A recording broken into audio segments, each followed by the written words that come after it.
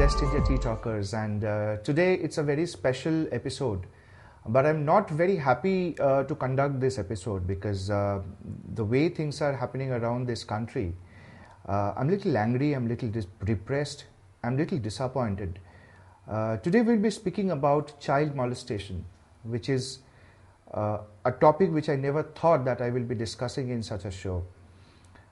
But somewhere I felt that I should be discussing with some experts, I should be discussing this with some of eminent personalities who can understand and make me understand like why this happens. A child who's 3 years, 4 years, 5 years of age becomes a victim of molestation nowadays, which is actually disturbing me for the last few years. And since Tea Talkers is a platform where we can reach to most of you, I thought that why don't we discuss this so that it can help some of the parents, some of the children that we have who are studying across the schools, the colleges in this country. But without further delay, let me have the pleasure to introduce all of you with Mrs. Mohua Roy. Ma'am, welcome to this show. Thank you so much, Shomit. And this episode is very important for all of us because this episode, I have been discussing this topic with her offline for quite some times.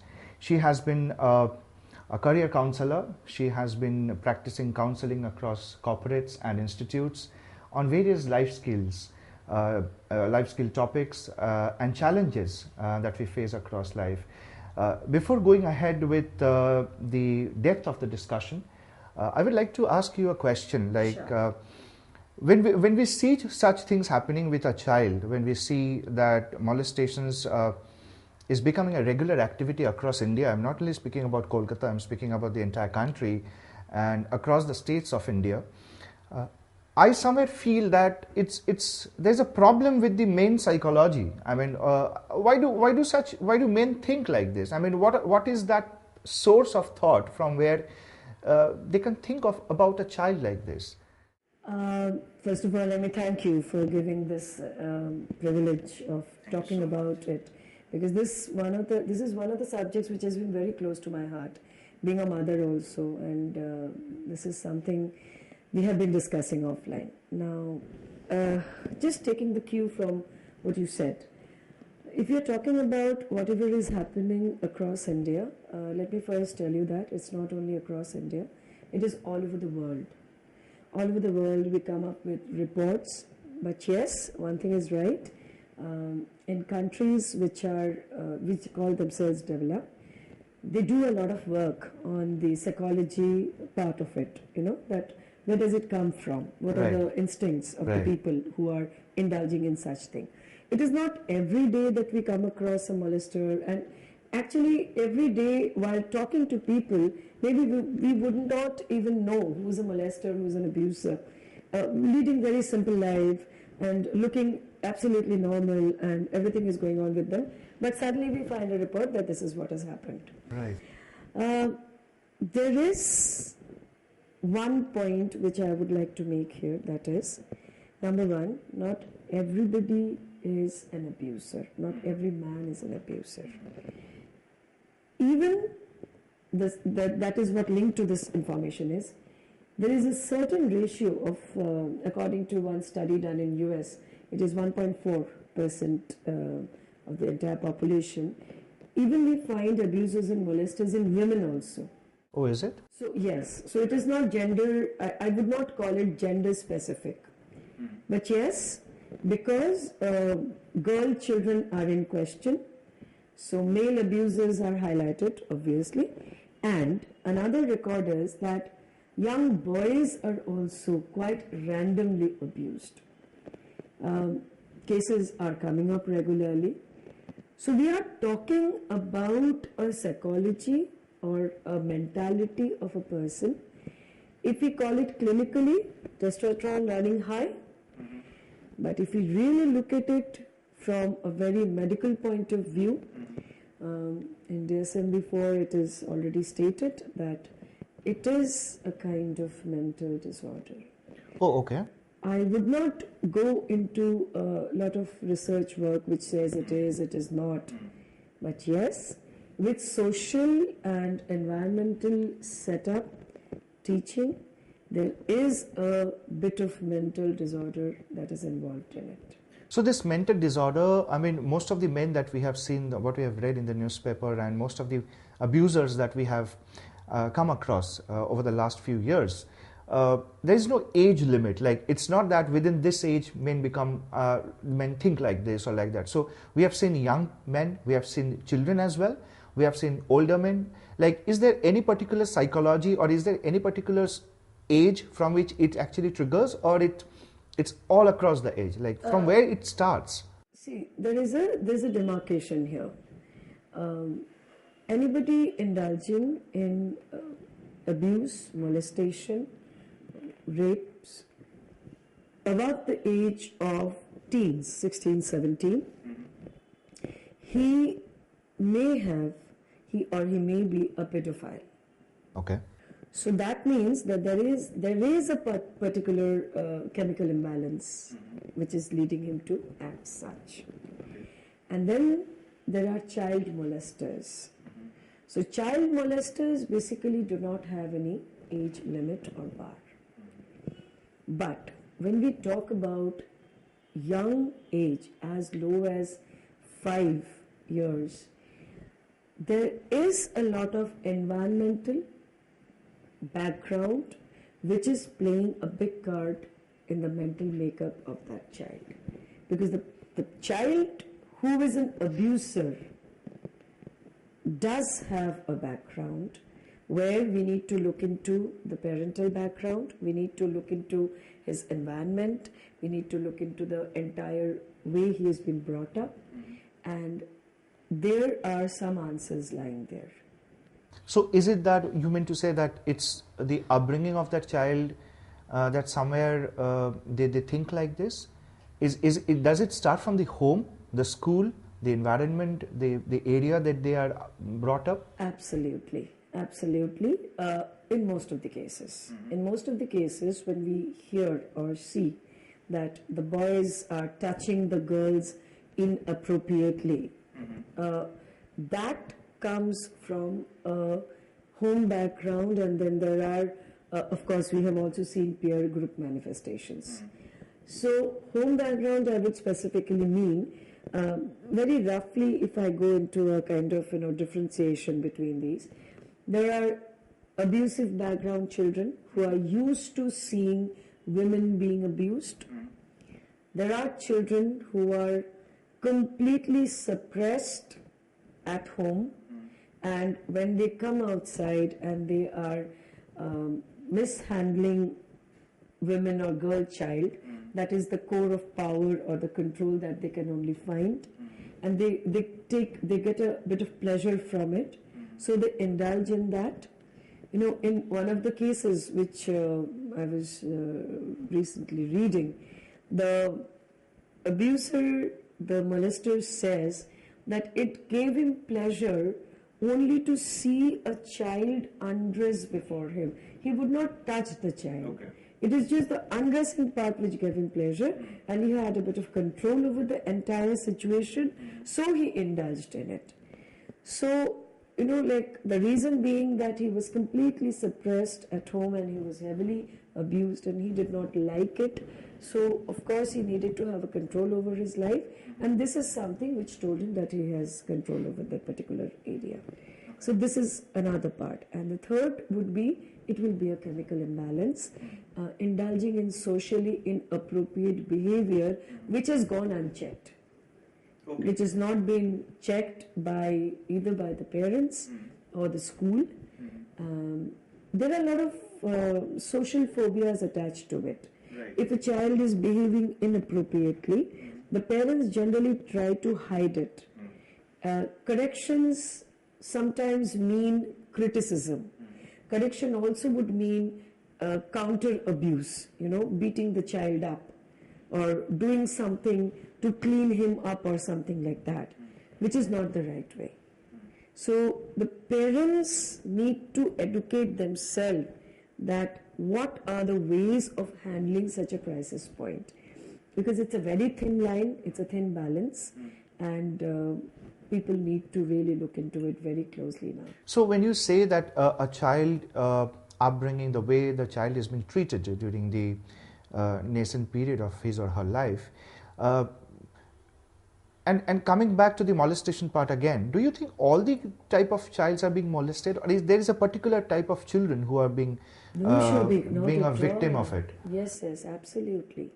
There is a the statistics proves that children who are shy, reticent, they would not mix with other children.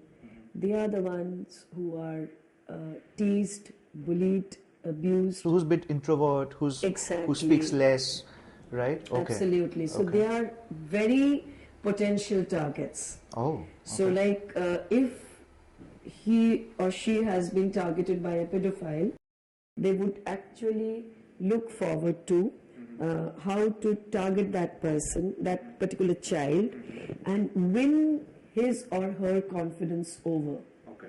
So it's a very strategic path, they will have secrets which the child would not be able to tell anybody else. So they have a common secret. So purposefully they develop these platforms? Pedophiles would target. Pedophiles would actually look into that psyche. That this child has a lot of suppression at home. He is a victim or she is a victim of an abuse. So he would need to speak out or she would need to speak out. So that is where they communicate. And then it's a secret. So in the long run what happens, the abuse or the molestation is also a secret. So it doesn't get reported because it's a friend's secret they are keeping amongst each other. This is one part. And the second part is that very sociable, chirpy children are generally not targeted. So because they talk. So the ones who talk are not really good targets.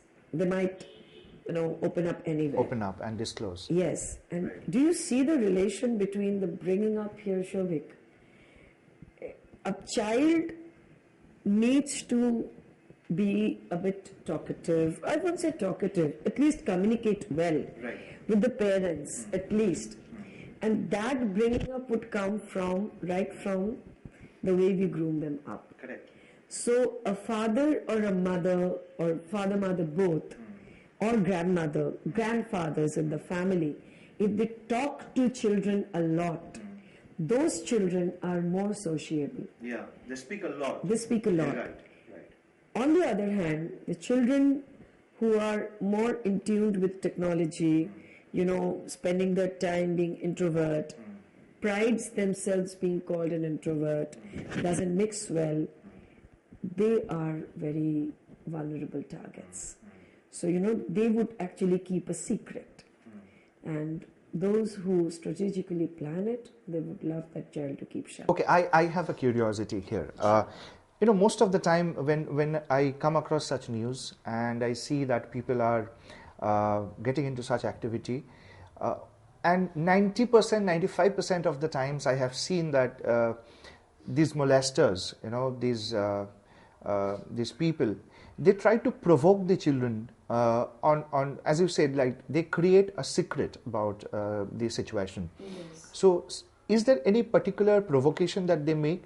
And if yes, they make such provocations, for example, they are giving them some toffees or something, taking them to a cornered place or something, and is there any particular reason for this?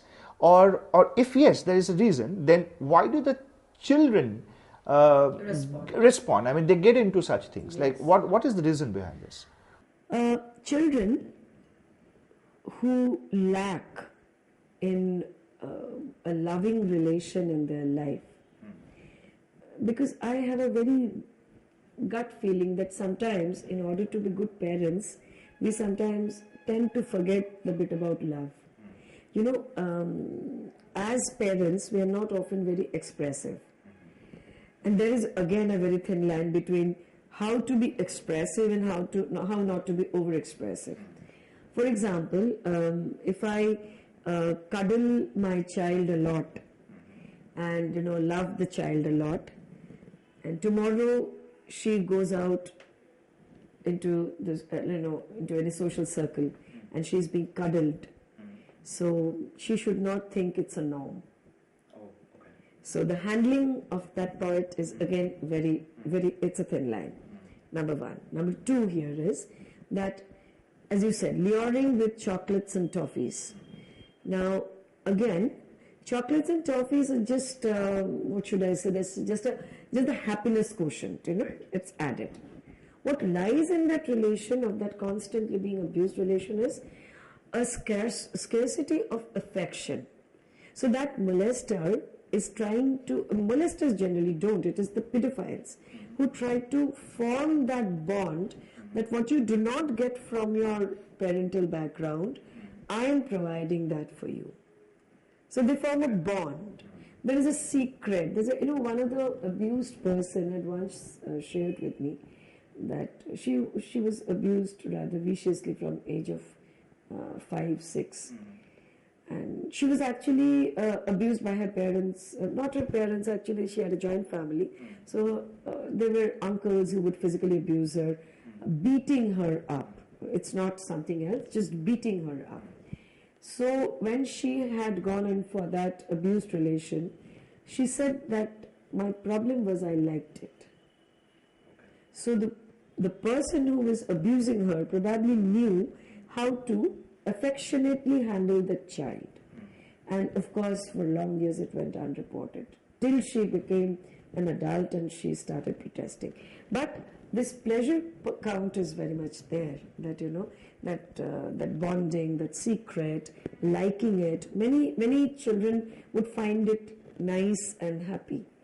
So they're actually, until unless there is pain. The problem happens when there is a lot of pain. And that pain triggers that I don't like it feeling.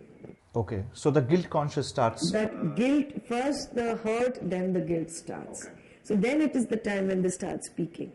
Otherwise, there are numerous cases which goes unreported because previously it was not diagnosed. Even when we have found it within relatives also. It has so been seen that relatives, brothers abusing inside the family, inciting the sisters, and like it is just inside the family. Bad cases we have seen.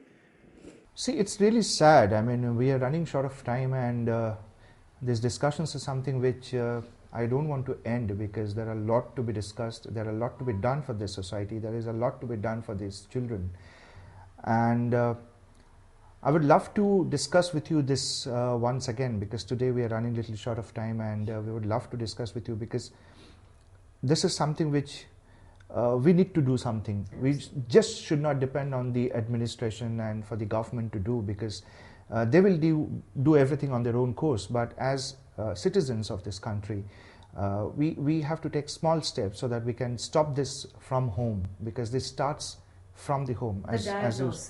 The diagnosis, absolutely. The way children are brought up at home, the way the parents are counseling their children. I think a lot to be done for the parents as well because we need to counsel the parents and we need to educate the parents on this as well.